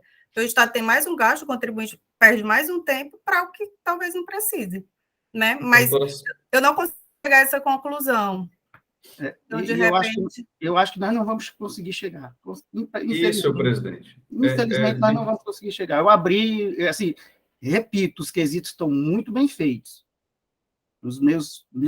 Dessa primeira sessão, os quesitos mais bem feitos que eu peguei aqui durante essas presidências de Câmara que eu tive, né? Essas sessões. Mas vamos lá, vamos partir para a votação, doutor Geider. Como o senhor vota com relação à perícia, por favor? Senhor presidente, primeiramente, realmente foi muito bem detalhado, inclusive, vai facilitar, inclusive, até os quesitos, realmente, para a perícia, e quando o contribuinte vier a ser intimado, seja interessante que ele traga o detalhamento, que com certeza deve ter sido bem minucioso, já que ele chegou num valor específico com centavos, inclusive. Então, esse detalhamento, ele sendo acostado pelo contribuinte, vai facilitar bastante a perícia, doutora Sabrina. Nesse sentido, senhor presidente, eu voto pela conversão do julgamento em diligência, em vista da busca da verdade material e em prol da justiça fiscal, senhor presidente. Ok. Doutor Geider, depois doutor Pedro Jorge. Presidente, eu tinha inclusive levantado a mão, né? Desculpe. Mas depois baixei, porque eu me senti contemplado aí com as discussões, né? E a importância dessa perícia aí que nós estamos votando agora vai refletir em todos os outros autos, né? Então, é um tempo que a gente está levando aí, mas que, com certeza, nos outros processos, acho que a gente vai ser mais célere, né? Então, eu acompanho aí o nosso relator, doutor Geider. Obrigado, doutor Pedro Jorge. Doutora Sabrina. Voto com o relator. Doutor Marcos. Com o relator, senhor presidente. Doutor Ivete. Com o relator. Doutor Felipe. Com o relator. Eu queria fazer uma indagação. Já nesse julgamento, a gente já poderia afastar a nulidade que foi levantada, ou a gente só já faz a conversão em perícia? Eu acho que a celeridade para a gente não analisar mais essa questão da nulidade na próxima. Doutor Geider, que entende? Senhor presidente, como nós já iniciamos a votação, né, até porque vai voltar o processo, creio que a gente poderia voltar pelas nulidades, depois a questão da nulidade foi votada, já foi e passar votada para a questão de perícia, para aproveitar realmente o início, até para não ter que abordar a matéria novamente. Então, pronto. Então, reconhecer o recurso ordinário para dar provimento, afastando já a nulidade levantada pelo contribuinte e converter no processo em perícia, conforme os artigos 83 e 84 do decreto 32855/2018, em cima dos quesitos que foram levantados pelo contribuinte, que devem constar na nossa ata. Ok? Passar para o segundo processo também. Presidente, só uma dúvida mesmo, questão de ordem. A nulidade que foi afastada é em relação... A assinatura da autoridade designante. A incompetência do autuante, né? Não, da autoridade designante. Designante. E a outra, talvez, eu acho interessante dizer que o advogado abdicou da questão do... Mas já não consta no recurso, doutor. Já não consta no recurso. Acho que é superado. Então, eu tinha lido do recurso, eu pensei que era da impugnação que ele dizia, não dizia do recurso, não, Geider? Tem certeza? Isso, perfeitamente. Ele aborda na impugnação, a defesa inicial. Até porque ele se diz que teve acesso ao CD somente após a impugnação, e foi assim que ele entrou com o recurso e decidiu não abordar mais essa novidade. Só complementando, por unanimidade, as duas decisões do afastamento da nulidade e o pedido de perícia. Tá bom, tá. Era só para fazer o registro. Doutor Geida, para o segundo processo, depois a gente faz um intervalo, espero que esse aqui seja um errado. Pois não. Senhor presidente, o segundo processo, tá? Tem uma questão de ordem que eu queria levantar com os colegas, mas são detalhes que eu creio que não vai fazer tanta diferença, mas o recurso ele aborda novamente a mesma planilha, tá? E ele traz, além desta, a uma planilha também com notas fiscais, se eu não me engano, canceladas. Exatamente, destacamos que excluía notas fiscais canceladas. Mas ele aborda também outras planilhas também que trazem um novo cálculo, tá? Só para fazer esse adendo, mas posso iniciar já, só abrir aqui a documentação aqui desse próximo, só um minutinho. Pois não, fica à vontade.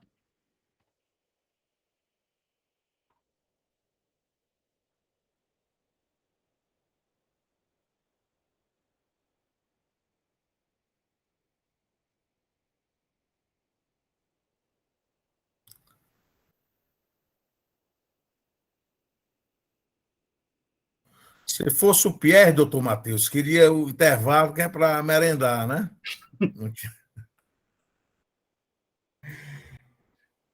Pois não, senhor presidente, está iniciando o relatório. A presente atuação foi lavrada em favor do contribuinte, segundo o agente autuante, por omitir informações e arquivos eletrônicos, ou nesses informar dados divergentes do constante dos documentos fiscais. O período da fiscalização é de 1º de janeiro de 2014 também, até 31 de dezembro de 2015, sob o mandado de ação fiscal 2019-04975. Todos os demais termos acompanham o auto de infração que nós adentramos anteriormente. O termo de início de fiscalização é o mesmo, o mandato também de ação fiscal também é o mesmo, e também o período de infração, que vai de janeiro de 2014 a dezembro de 2015. A fiscalização traz planilha de cálculo, anexo às informações complementares ao auto de infração, a folha 3, a qual traz a base de cálculo, qual seja o valor de R$ 2.335.463,87, com o ICMS a recolher de R$ 397.028,86 e multa de R$ 233.546,38, inerentes aos anos de 2014 e 2015, sendo o total do crédito tributário R$ 630.575,24. A autoridade autônoma alega que o contribuinte, ao transmitir o arquivo de suas FDs para o físico, informou o valor e a situação de algumas notas fiscais eletrônicas diferente do que consta nesses documentos conforme arquivo, NFS. Expede com divergências 2014-2015, que está acostado aos autos. No arquivo foi verificado que existem notas fiscais informadas no SPED como canceladas, quando na realidade as mesmas estão ativas e em outras notas fiscais. O contribuinte informou na escritura fiscal um valor diferente do que consta no documento eletrônico, sendo comprovada a irregularidade. Que o procedimento adotado para a realização da auditoria encontra amparo no artigo 75 da Lei 12.670, de 96, alterado pela Lei 16.258, de 2017. No artigo 2º da Lei 13.082, de 2000, e nos artigos 285, parágrafo 1º, e artigo 311 do Decreto 24.569, de 97. Lavrado o presente auto em desfavor do contribuinte, pelos argumentos acima expostos, devido ao desrespeito ao que determina o artigo 285, combinado com o artigo 289 do Decreto 24.569, com a penalidade prevista no artigo 123.8L da Lei 12.670, 96, alterado pela 16.258 de 2017. Autuada a presente impugnação, auto de infração, ao dia 16 de setembro de 2019, às 32 a 37, alegando nulidade do auto de infração em vista da notificação expedida não acompanhar as planilhas de cálculo em que o agente fiscal se baseou para a lavatura, obstaculizando a defesa. Nulidade do auto de infração pela absoluta incompetência do agente fiscal, que subscreveu o mandato de ação fiscal, no caso, a coordenação de monitoramento e fiscalização, que é o mesmo caso de nulidade abordado no auto anterior. No julgamento número 131 de 2021, sobre 37 a 43, a julgadora de primeira instância rebate ponto a ponto os argumentos da defendente, concluindo que não prosperam as alegações trazidas, proferindo decisão pela procedência do auto de infração, declarando descorreita a autuação. Com relação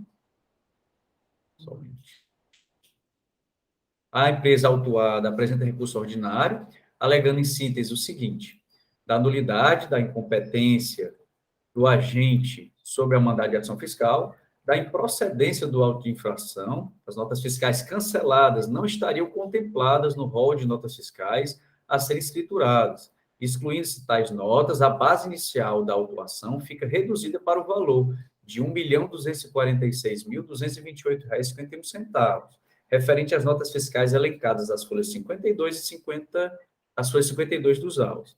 A autuação deve ser calculada por período de apuração mensal e não anual, como fez o agente do fisco, conforme tabela as folhas 53 dos autos. A assessoria processual tributária, através de parecer número 12 de 2022, as folhas 81 e 84, manifestou-se por não acatar as alegações do contribuinte, rebatendo ponto a ponto as alegativas do contribuinte e com relação à incompetência da autoridade levantada, como mera alteração de nomenclatura da coordenadora de administração do CAT, conforme já foi abordado. No tocante à penalidade do artigo 123.8L da Lei 12.670/96, alterada pela 16.258, 7, a assessoria processual entendeu que a aplicação dos dispositivos deve ser por exercício e por período, ou seja, mês a mês, sendo encontrado, para tanto, o total de R$ 42.061,71, dando provimento ao recurso ordinário para dar parcial procedência ao auto de infração nesse sentido. É o breve relato, senhor presidente. Excelente, por sinal. Doutor Matheus. Muito bem, senhor presidente, senhores conselheiros. Me parece que, em relação àquelas nulidades que foram suscitadas, são as mesmas, então, portanto, devem ser afastadas, né? E vamos para a questão material. Do mesmo jeito que no outro processo, o contribuinte junta a planilha indicando que o agente fiscal teria considerado no seu levantamento notas fiscais que haviam sido canceladas. Quer dizer, antes da saída de mercadoria, ele havia cancelado essas notas fiscais, razão pela qual não poderia constar no levantamento. Esse é o principal argumento no caso. E ele junta, então, no seu recurso, o contribuinte, uma planilha indicando exatamente quais as notas fiscais que foram canceladas e que foram consideradas pelo agente fiscal como motivo da divergência. Ora, diante desse dado, mais uma vez, senhor presidente, não tem o que fazer. Então, se o relator se dispusesse a conferir um a um essas notas fiscais para verificar se foram canceladas ou não, o que demandaria um trabalho que me parece que ele não teria as ferramentas necessárias até para fazer essa verificação. Razão pela qual, então, sem mais delongas, a Procuradoria entende que o caso, sim, também que vai ser o destino, está aparentando, de todos os autos, para a diligência a fim de verificar se efetivamente essas notas fiscais que foram consideradas pelo agente fiscal foram canceladas e se foram canceladas antes da circulação, como afirma o contribuinte. E, sendo assim, devem ser desconsideradas no levantamento, o que reduziria substancialmente o levantamento. Além do que, trata-se de divergência em documentos fiscais eletrônicos e, portanto, a multa a ser aplicada é aquela do 123.8L. E a fórmula de cálculo, nós sabemos que deve considerar os limites estabelecidos pela legislação, aliás, como requer o contribuinte em seu recurso. Então, mas isso deverá ser feito por ocasião do retorno, né, da diligência. Mas agora, me parece que o encaminhamento a ser dado a esses autos, a esse processo, é a diligência a fim de que sejam retirados esses documentos que o contribuinte aponta, se for o caso, aponta como cancelados. É isso, senhor presidente. Ok. É o doutor Júlio Yuri Rodrigues, antes do doutor Felipe manifestar, por favor. Prezados, como a nulidade que foi arguída anteriormente foi superada, então acho que todos os processos a nulidade deve ser afastada. Em relação a esse auto de infração, presidente, realmente como o doutor Matheus falou, né? O que a gente precisa ser feito é a exclusão das notas canceladas, porque não tem por que escriturar a nota fiscal cancelada, não se escritura. Existe até uma penalidade específica, né, se você escriturar a nota fiscal cancelada, né, e a adequação da metodologia de cálculo, que no caso ele fez por ano, né, um ano todo, deve ser feito mês a mês, que é o período de apuração do ICMS. Né, e o contribuinte já anexou todas as notas fiscais, já para poder ajustar, melhorar a conferência, também já incluiu a chave da nota fiscal que estão canceladas, né, para poder facilitar o trabalho. E também já inseriu a planilha com os ajustes, né, seguindo a metodologia de cálculo de mês a mês, né, baseado no limite de 1.000 FII do 123.8L. Então, o que o contribuinte requer é que seja adequado, né, ao valor da autuação, mas também não é contra o envio para diligência específica para essa situação. Ok. Bom, podemos abrir agora os debates, com a palavra o doutor Felipe. Doutor Geider, se quer dar alguma complementação, já cede a palavra para o... Ô, presidente, não, Dou a muito palavra ao rapidamente. doutor Felipe, por favor. Para mim está muito claro. Na verdade, até é um esclarecimento, e na linha do que a doutora Sabrina também colocou no julgamento passado, a minha dúvida é se seria necessário ou não para esse caso perícia, embora os outros já devam ir, porque caso, né, confirmada a questão da penalidade, né, tem aquele limitador de valor, e os valores já são tão elevados que eu não sei se alteraria o resultado, ainda que excluísse essas notas. Eu não sei se fazendo um cálculo aqui rápido, só nesse sentido, se teria algum efeito prático retirar essas notas canceladas ou não, ou se a aplicação da penalidade mais benéfica, né, com limitador e mensal, já chegaria no mesmo resultado. Só essa... É interessante a sua indagação. Júlio Yuri, como é? Só para poder melhorar a visão do conselheiro Felipe, no caso, conselheiro, a base inicial da autuação, né, era 2.637.000, né, 190,44 centavos. Com a exclusão das notas fiscais canceladas, essa base cai para 1.246.228,51, ou seja, quase 60% da base vai embora, né? E depois, com a exclusão das notas canceladas, posteriormente, quando a gente pega essa base de 1 milhão e refaz os cálculos, né, é que a gente obtém o valor da autuação. Tanto que o contribuinte faz um pedido certo e determinado de 24.339, que seria o valor, né, o valor que ele entende como adequado para esse tipo de autuação. Ok. Doutor Geider, com a palavra. Senhor presidente, como bem abordado, o doutor Júlio traz realmente essa planilha, que chega ao valor de R$ 24.300,39. Entretanto, a parecerista, ao adotar, a parecerista processual, ao adotar a composição mês a mês, como infere o ICMS, ela encontra o valor de R$ 21.108,20. E, nesse sentido, para o ano de 2014 e referente ao 2015, 20.953,51, dando um total de 42.061, divergente do que foi apresentado pela recorrente. Assim, se nós dispusermos de pedir perícia, iremos adotar o cálculo da contribuinte. Eu não sei se tenho essa viabilidade de fazer essa precisão se o cálculo está correto, porque realmente envolve muitos valores e muitos meses nesse sentido, sabe, doutor Felipe? Realmente é bem complexo. O contribuinte trouxe de uma forma muito precisa e me parece até ser fácil encontrar esses valores, mas para a gente aqui, realmente, em sessão, se torna realmente inviável. A não ser que algum conselheiro queira pedir vistas e fazer... Sim, Aprendi com o doutor Pedro Jorge aí. Doutor Pedro? Não, ele já ia dar essa dica, doutora Sabrina.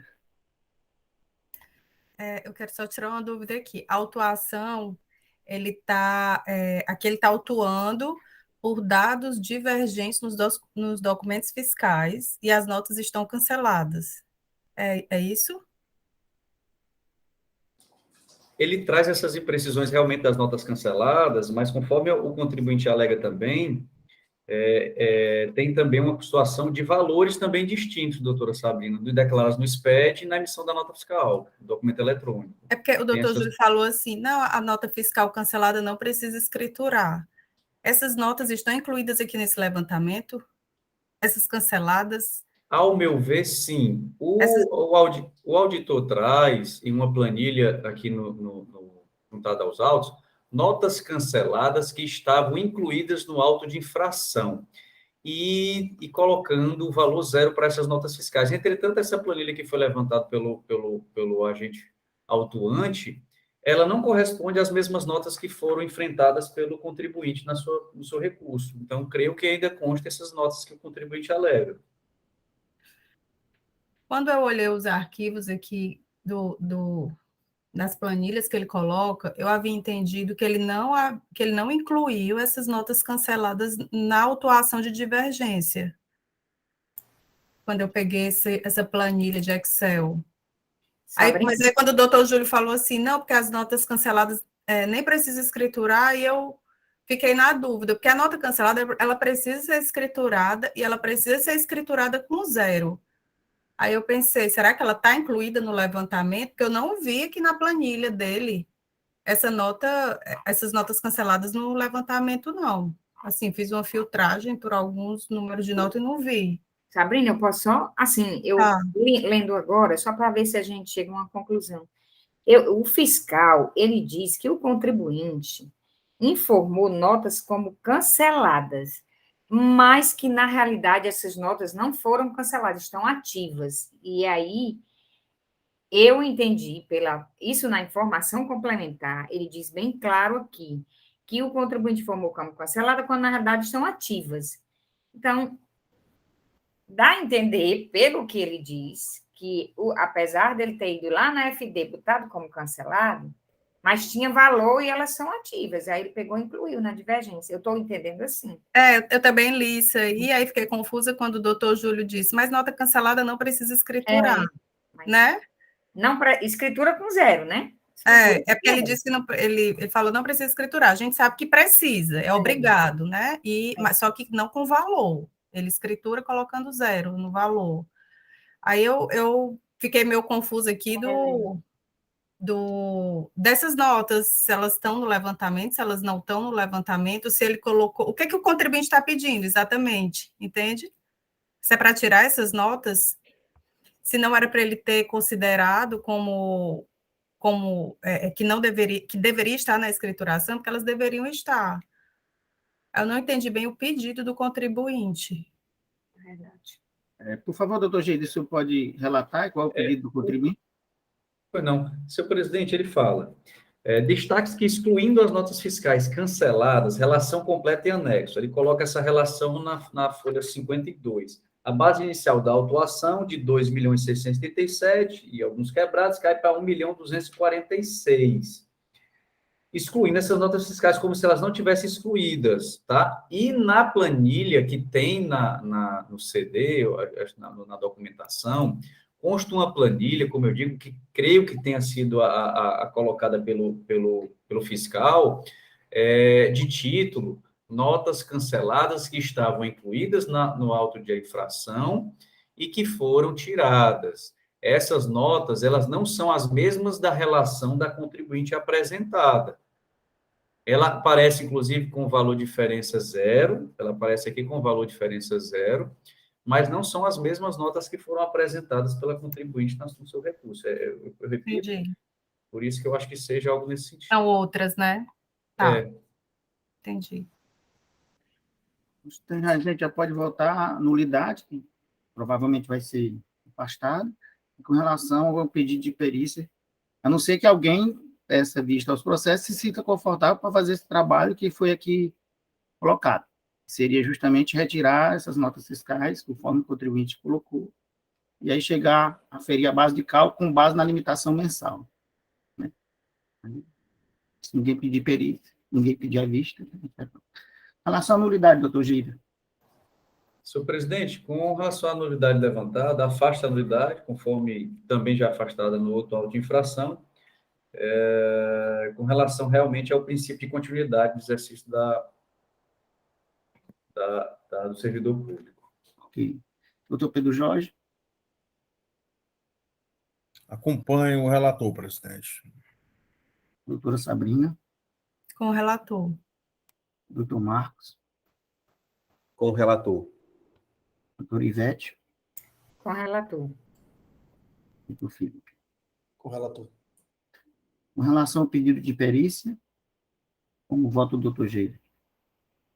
Pois não. Com relação à perícia, senhor presidente, conforme levantado, minuciosamente levantado pela contribuinte, creio que deva ser, sim, o julgamento convertido em perícia, em vista da busca da verdade material e em prol da justiça fiscal. Uma pergunta, já fazendo a limitação mensal, né? É bom a gente já, para o período de perícia, já ser feito com base na limitação mensal. Perfeito. Com base na limitação mensal, me acosto também do parecer da assessoria processual, nesse sentido. É bom constar em ata para o processo. Presidente, só para também contribuir, doutor Geida, então vai ser para, dentro dessa nota elencada, confirmar se elas estão canceladas, se canceladas, excluir e fazer a apuração mensal com o limitador, né? Perfeitamente, conforme o pedido da contribuinte. Na verdade, vão ser os mesmos quesitos que vão ser apresentados. Ok. Doutor Pedro Jorge? Acompanho o presidente e o relator. Doutora Sabrina? Com o relator. Doutor Marcos? Com o relator. Doutora Ivete? Com o relator. E doutor Felipe? O relator. A decisão, afastada da nulidade, por unanimidade, reconhecer o recurso ordinário para dar provimento parcial, converter no feito fiscal em perícia, conforme o artigo 83 e 84 do decreto 32855/2018, já fazendo a limitação mensal, de acordo com a autuação que deve ser feita. O artigo 123, 8L, né? De acordo com a limitação do artigo 123, 8L. Vamos dar um intervalo agora de 10 minutos. Temos mais dois processos para serem analisados.